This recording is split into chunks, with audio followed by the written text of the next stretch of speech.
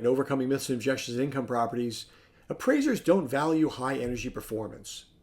I've heard this a lot in my career, and, I think it reflects a fundamental misunderstanding of how appraisers operate.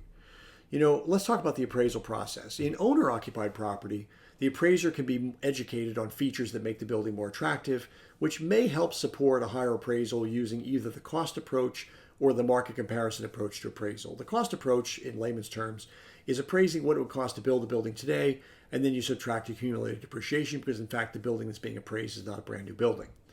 The market comparison approach, also often called the sales approach, takes a look at other buildings that have been sold in the area and does the adjusting, adding and subtracting based on amenities that this particular subject building has compared to other buildings that have been sold in the neighborhood, when not under duress. So that's in the income property side. In the owner-occupied side, rather. In income-producing properties, the income approach to appraisal is key. Appraisers seek net operating income, which can be improved by any of the following factors: higher occupancy percentage, higher rent per square foot, or for that matter, higher percentage rent. If it's a shopping center where the landlord's taking a percentage of the gross sales in addition to the base rent per square foot, it's unclear. It depends on how appraisers actually treat that increased business enterprise value. Sometimes they don't just divide it by the cap rate because the higher percentage rent is a more fluid value in the income stream. The lower landlord share of operating expenses for sure, and other factors.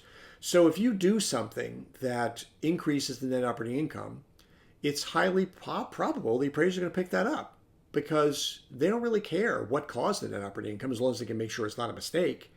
They just want to know that the net operating income is higher. So if you did it because you were responsible for cooling the common area, and sometime in the last couple of years you put in an energy efficient chiller that allowed you to cool that common area more efficiently and reduced your landlord share of operating expenses, your NOI will have been higher as a result of that, and therefore you'll be entitled to a higher appraisal.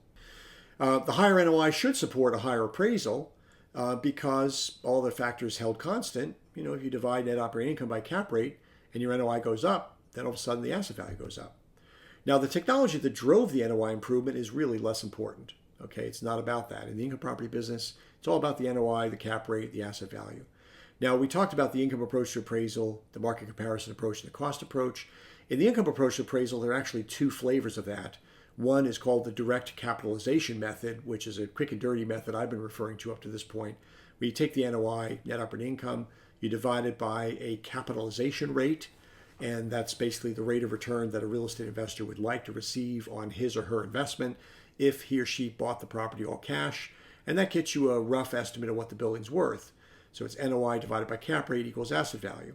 A more disciplined and sophisticated approach, one that takes into account other factors, is called the discounted cash flow approach, the income approach to appraisal. And that's where you actually put something like an Argus run together, where you're modeling not only the current NOI and the current cap rate, but also anticipated tenant renewals, anticipated tenant improvements, leasing commissions, future market conditions for rent increases and things like that. And a lot of other factors that come to mind in the context of energy improvements can be effectively modeled there. As just one example, if you do an improvement in a building that actually encourages tenants to retain their lease or renew instead of leave, you've just saved a tremendous amount of money in tenant churn costs, which is what we've talked about in a previous lesson.